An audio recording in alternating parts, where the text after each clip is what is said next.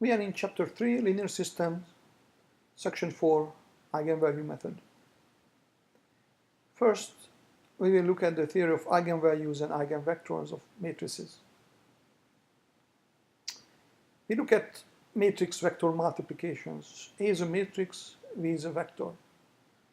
The result of this matrix vector multiplication should be a vector, another vector. What happens sometimes is that this new vector is a multiple of the original vector. This doesn't happen all the time. It's kind of a special thing here. This multiplier factor lambda is the usual notation for this in linear algebra. This lambda is supposed to be a scalar, which means it's a real number or a complex number.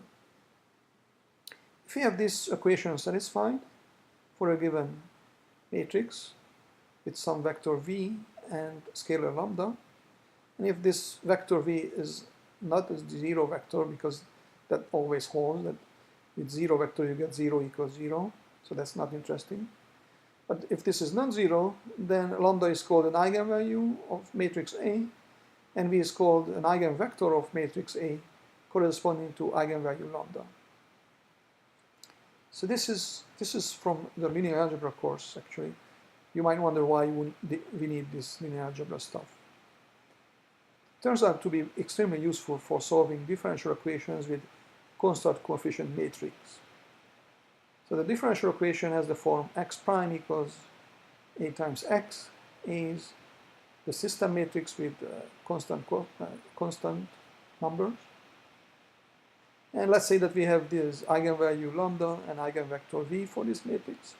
And we form the following vector. The v vector, the eigenvector, is multiplied by e to the lambda t. So we substitute this into the equation and see what happens. On the left-hand side, x prime, only e to the lambda t depends on time, so you only have to differentiate this part.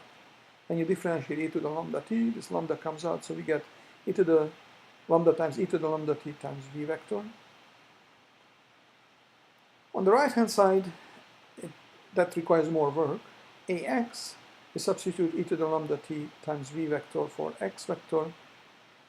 You have to know about these matrix vector multiplications, that lambda is a scalar, t is a scalar, so e to the lambda t is also a scalar. And the scalar can be pulled out from inside the matrix vector multiplication. And since then we have a times v, where v is an eigenvector, that means actually that this can be written as lambda times v instead of a times v. And again, lambda is a scalar, so we can place this in front of the multiplication. That means that we have the same on the left-hand side, same thing on the right-hand side, and that shows that actually the vector e to the lambda t times v is a solution to the system of linear differential equations. So this is how we will get the solution of differential equations using eigenvalue and eigenvector. We will have to then calculate the eigenvalues and eigenvectors for these matrices.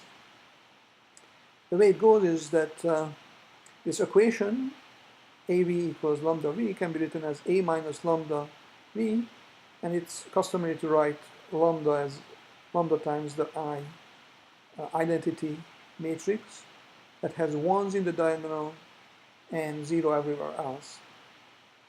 Basically what you have to know is that it has the form A minus this matrix where lambda are in the diagonal and 0 in the off-diagonal entries.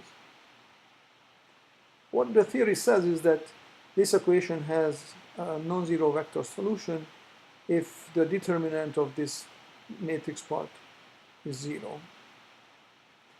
We're going to expand the determinant and we obtain a polynomial equation for lambda, which is called a characteristic equation of the matrix A. We will solve this for lambda, and that will give us the eigenvalues. Once we have the eigenvalues, we have to find the corresponding eigenvectors. We will again use this form of the equation for the eigenvalues and eigenvectors. We substitute the known lambda eigenvalues now. So this will be a given matrix or known matrix, and the eigenvector V will have two components, V1 and V2. That means that we will have this system of linear equations, two linear equations for two unknowns, V1 and V2, that we solved already several times in this class, and we also solved this in college algebra. It turns out there are infinitely many eigenvectors.